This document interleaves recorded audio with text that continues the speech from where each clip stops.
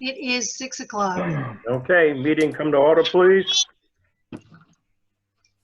Right to know law meeting checklist. As chairman of the select board, due to the COVID-19 coronavirus crisis, in accordance with Governor Sununu's emergency order number 12 pursuant to executive order 2020-04, this board is authorized to meet electronically.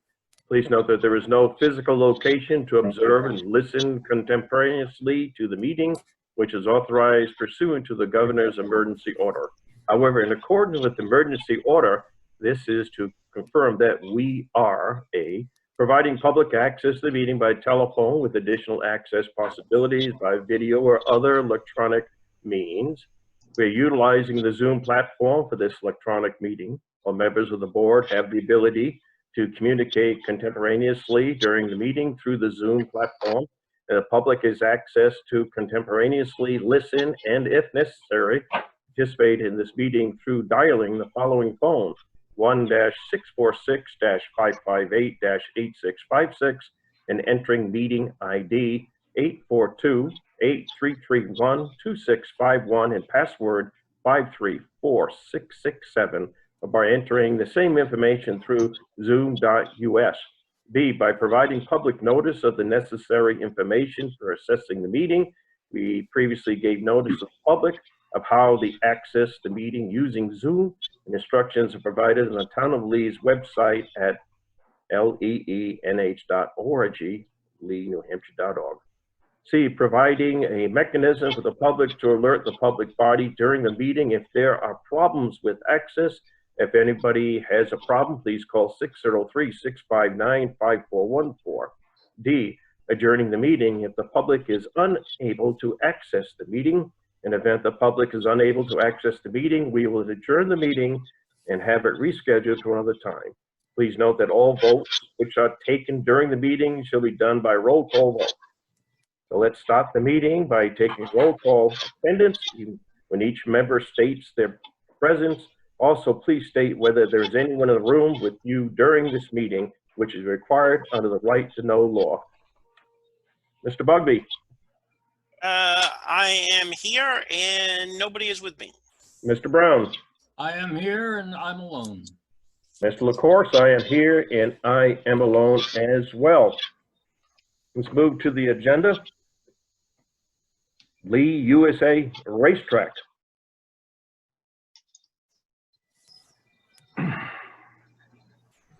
Joe Bissett. As you know, with the whole COVID deal, we're in a position now that all we're allowed to do is practice. We can't race yet. What we'd like to do is change our June 5th date to June 6th with a rain date of the 7th, so we could possibly get a practice in. We don't want to have it at night with the limited resources that we have, to have to light up all the lights and everything else. So we'd like to have it on a Saturday afternoon, be all done about 6:30 and wrap up and be all done for the night. The second piece of that is what we'd like to do is, if we're not racing by the 19th, we'd like to change the June 19th date to a Saturday as well for a practice, with Sunday as a rain date. Comment from the board? Joe, what time would you start on a Saturday afternoon? You said you'd get done about 6, but what time would you start, sir? We can't fire motors till noon, so I'd like to start at noon and go to like 6 o'clock and wrap it all up. Like I said, with everything going on with the COVID, we're not going to open up any of our concessions or anything. Anything we order for food right now, as soon as it comes off the truck, we own it. We can't send it back. So we're just going to have a limited just practice, just race cars, nothing special, in and out. That's about it, you know. Can I ask another question in terms of, I know the governor has different committees for different things, and I'm not sure which one you fall into, but what's the probability that you will not be able to race until maybe July or August? What have you heard? We are part of the outdoor attractions. I'm thinking following the beach protocols, where they're opening the beach June 1st, but no recreation until July 1st. I'm anticipating we won't be able to race till probably July 1st. I see. Okay. Thank you. Mr. Brown? I'm all for it. Chief Dronsfeld, any issues? None. My only question is, we typically only take sound readings during a feature race event, and these aren't feature races, it's just practice. I just want to let that be out there. Okay, thank you. Chief Nemeth? No issues. All right. I guess the board approves and move forward. Can I ask Yes, go ahead. Chairman LaCourse, can I ask a question? How is this going to be information relayed to the people that live in that particular area? Because they're used to Friday nights. Now we're talking about, you know, some noise on Saturday afternoon. Is there some way we can let those people know? But we can post it on Facebook, get it out there. Imagine, Joe, you can probably put it on your signage out front. As soon as you approve it, tomorrow I'll change the sign. And yeah, we can do that. I'll be putting it on Facebook as well. We'll put it out tonight that whatever the outcome is. And then tomorrow, after Norm and I sit down, the do's and the don'ts, we'll put all that stuff out so the competitors and everybody will know what's going on. Okay, because I know people that live in the area of your track, Joe, they schedule their outdoor activities in consideration of the noise from the track. So they don't plan Friday night things, so now they're going to have to switch a little bit just so that they know. And that's part of the reason why also not wanting to turn the lights on. We figured we're just doing it in the afternoon and it leaves the evening open for any outdoor activities they want to do then. Okay. Thank you. You have a motion in front of you? I move to grant the Lee USA Speedway permission to modify the previously approved 2020 schedule as follows. Have a practice on Saturday, June 6th in place of the NASCAR race scheduled for June 5th, and have a practice on Saturday, June 20th in place of the NASCAR race scheduled for June 19th if racing is not allowed by the governor. Rain dates for these practices would be June 7th and the 21st. The select board reserves the right to revoke the approval of the approval if complaints are received regarding the change schedule. Do I have a second? Second. Any further discussion? Would you take a friendly amendment, John? Shoot. And racing times limited between noon and 6 p.m.? I would take that as a friendly amendment. Any problem, Mr. Brown? No, that's fine. All right. No further discussion. All in favor, please say aye. Aye. Do you need a roll call, John? Yes. We need a roll call. Thank you, Mr. Bugby. You first, Mr. Bugby. Yes. Mr. Brown. Yes. Mr. LaCourse. Yes. Motion carries. Thank you. Thank you. Thank you very much. Next item, Julie Glover, Town Administrator. All right, let me get the screen share back.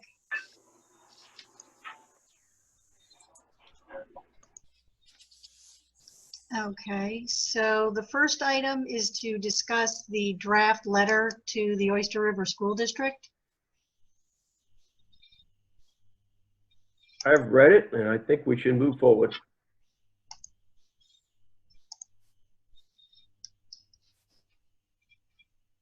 Anybody have any other comments or questions? Related, but not necessarily to the letter, more dealing with the school district. One of the things that has been brought to my attention is that the school board on the 20th of May approved raises for the superintendent and assistant superintendent. And I think that's a little bit Oh, really? unsensitive to the community. I heard also that the superintendent suggested that the raises for both of those positions be half of what the board voted to put in place. So I don't know if that's appropriate for this letter, but I think that sends the wrong message to people. And I think we should say something about it. That's just my thought. So in the third paragraph of the letter, there is reference made to that, although it doesn't name the positions. Okay. I saw that, but I would like to call attention to it. Personally, myself, I I don't particularly like it. It sends a bad message or a inappropriate message to the voters, taxpayers, but that's just my opinion. Mr. Brown? Well, that's a tough one. I mean, the school board is the one that voted it in. It's not a massive raise, but where we are today, I agree with Scott. I think we should make a mention that we don't think that the announcement of the 3% raise for the superintendent and assistant superintendent were in the best interest of the school and the school board. Especially at these times, Yes. which is a very stressful time. Can we make that small modification, Julie? Sure. Yep, I will do that. Mm-hmm. Any other changes? Just hold on for a second. You got another one, Scott? No, I thought it was good. Thank you very much, Julie, for doing that. Appreciate it. I think it was a strong letter, and I should get things to the point. We'll see what happens. Can I ask the town administrator to fill us in on the conversation she had with Madbury and Durham about this, though? Please, go ahead. Sure. So I spoke with the Madbury town administrator, and he essentially seemed to indicate that he and his board had not had any conversations regarding the school. Nor did they seem to have had any conversations about asking the school board for any concessions. The town administrator in Durham indicated that he had, I think he said met with, he definitely spoke with Dr. Morse, and they talked about their shared concerns, but that the town of Durham would certainly continue to make all of the payments that they have to, even if they had to borrow money. At the same time, recognizing that the school should be doing whatever they can to cut back on expenses.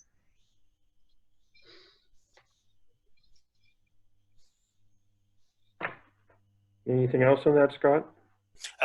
No. I just wanted you, and I'm not sure if she had the conversation with you as well, but I just thought it would be important that all of us know the same information. And I agree. Because I think the conversation that she had with Durham kind of gets a slap in the face when the board gives raises and they're supposed to be, at least should be, looking at expenses. Mm-hmm. The other thing that somebody brought to my attention, which I didn't think about, there should be lots of savings. There's no transportation costs. They're not transporting kids. They are doing stuff for meals for kids that are underprivileged. So there's an extra cost for that, but their transportation costs should be significantly less. So I'm hoping we see a very significant surplus in their budget. I'm not sure, but hopefully that's what's going to take place. And we can use some of that surplus against the tax rate for next year, at least the school portion of it. So maybe I'm hopeful, too hopeful. Well, we're all hopeful at this point. So let's move forward on this in the sense you make those changes, but if those changes, I think we're all in agreement at this point, then we can virtually sign this. Okay, Okay? Next issue. next item. Sorry, gotta get back to my agenda. Mm-hmm. All right. So the next item is the CARES Act funds for the first responder stipend program, although the board in a previous meeting approved moving forward with the program, you also have to accept the anticipated funds.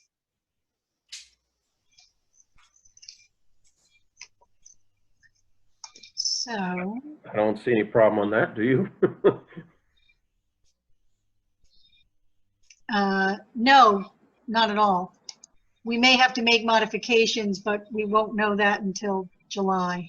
Okay.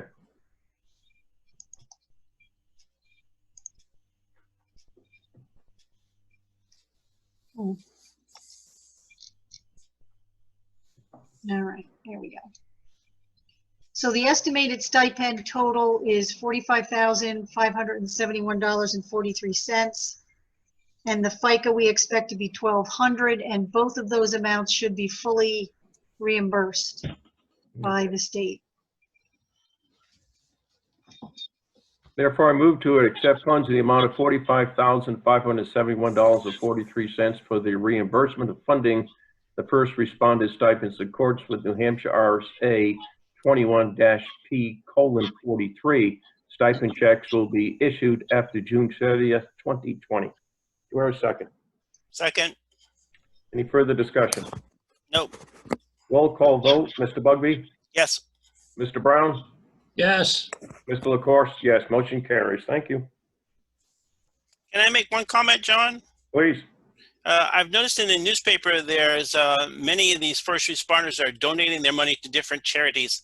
So I just wanted to let the Lee Police Department and Fire Department know that the Board of Selectmen of the Town of Lee Charity Fund is available if you'd like to donate. So just to let you know, no pressure, but you can just donate. Oh, brother. Just kidding. Just kidding. Just kidding. Received. We'll keep that under consideration. Okay. All right.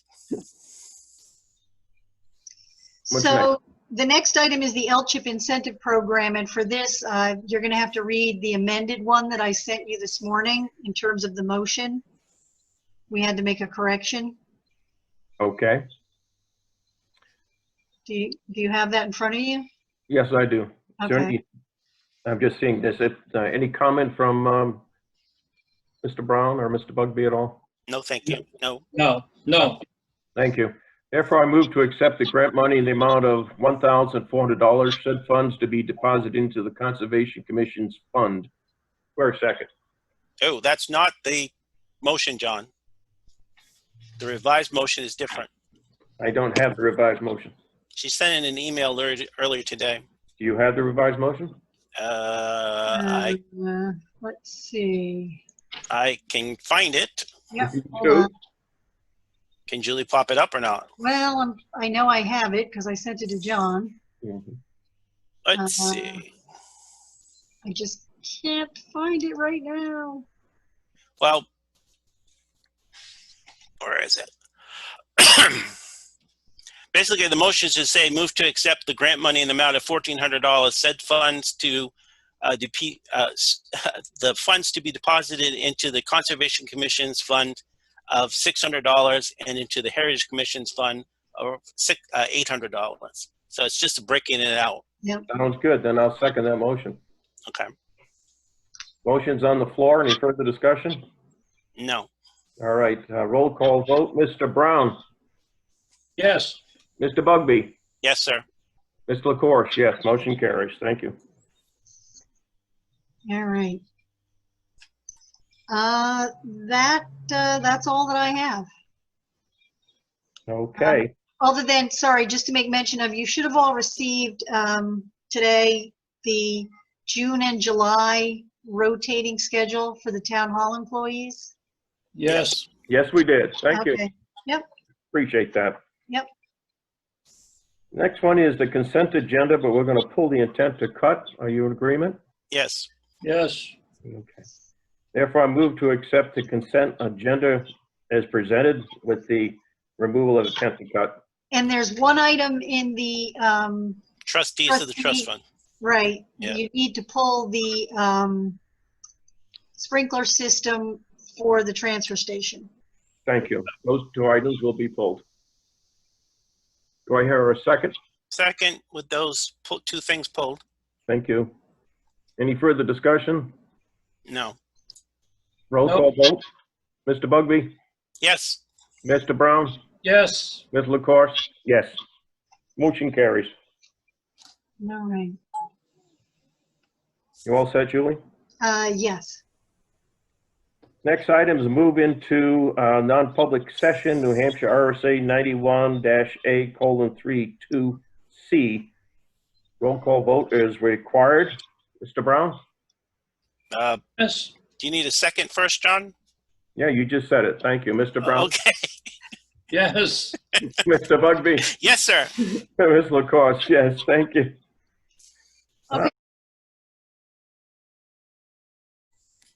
So like don't forget that you have to vote whether to seal the minutes or not. Mm-hmm. Therefore, I move to seal the minutes of the non-public. Second, Any discussion? no. Okay. No. Mr. Brown? Yes. Mr. Bugby? Yes. Ms. LaCourse, yes. Motion carries to seal. All right. Miscellaneous and unfinished business. Nope. Other than, we're still doing what we're doing. And to tell you the truth, I have not heard any emails or complaints about being in the Zoom session. Or No, although I've noticed, some other towns are starting to announce the openings of their town halls. Yeah. So I don't know whether we're going to start to see pressure to do that. I'm going to schedule a meeting with Scott and Karen and probably Bill Stevens and maybe some of my staff to just kick around some ideas for what we can do. I mean, and it may involve really moving a lot of things around. Mhm. So, What's the situation for these towns that are thinking about opening? What's their well, procedures? so What far are as I know, they're all bigger. Yep. So for example, they can spread the employees out a lot more. Employees have private offices and they tell the employees. As a matter of fact, when we finish the meeting, I will send you the town of Londonderry's written plan. Okay. But they strongly urge employees to talk to each other on the phone, even if they're across the hall from one another. Mhm. Mhm. Everybody has to wear a mask. Members of the public have to wear a mask. Wow. Yeah. So, So is the town going to provide masks to people that don't have them? How are they going to do that? Do yes, you know? they Yes. are going to be providing masks. All Yep. right. Yep. Can I ask one question? One thing that Durham's having a problem with is people bombing their Oh, session. Anybody know. else besides them having that particular issue? I mean, early on, there were some towns where you saw stories where they had that problem, but we've certainly never had a problem with it. And I don't know whether it's possible that some of them publicized the link as a way to get into the meeting. I see. I don't know, but Okay. we certainly haven't had a problem. And we just put it up on the website and then Yep. someplace else to get it to? The usual places we posted it gets posted in the bulletin board outside town hall Okay. and the bulletin board outside the public safety complex. Okay. And then you send it through the e-crier And system. it goes, yep. Okay. I have one thing I'd like to add Yeah. that I learned today that I thought was interesting. I didn't know it existed through the U.S. Postal Service. They have a service where you can sign up and you just sign on online and give them the information. And they will, for instance, if you get your mail today, they will also send you a list of what mail you're going to get tomorrow. Yep. I get that already. Do you? Okay. Oh yeah. I hadn't heard about that, so I Yeah. thought it was kind of interesting. It's wonderful. That's why, if you haven't noticed, if you send out a piece of mail out of Durham and it's going to somebody in Lee, it goes all the way to Manchester because that's where the scanning facility is. Yeah. So it sounds kind of stupid because it goes from the post office to the post office that, it's going to send out. But no, it goes to Manchester first. So it's kind of weird. Yeah. I don't know what's the matter with you guys. Don't you like the excitement of walking down the end of the driveway and getting a shock what's inside the mailbox? No, I have to prepare myself for all those tax bills the town of Lee sends me. I have to prepare myself. Yeah, I guess so. Oh, jeez. And one last thing. This is probably the worst of the time to discuss it. I don't want to let ourselves as a board off the hook about renovating town hall into an actual usable town hall. So I want to keep the fires on. It's a hard time to talk about it with all the COVID issues and cost issues, but I don't want to let it go. I've talked to the other members of the committee, the 4 that are still there. They're game to move forward. Okay. One of the things I did get from the chief is the contact information for Mr. Daly to see if possibly we can utilize the building, the Profit Key building, Mhm. which is kind of what we were kind of looking at kind of originally. So I need to get them together in a Zoom session or something so we can talk about it and move forward. But they know what the charge is. Mhm. They're game to move forward. So that's the only update I have on that. So This is for Julie at this point.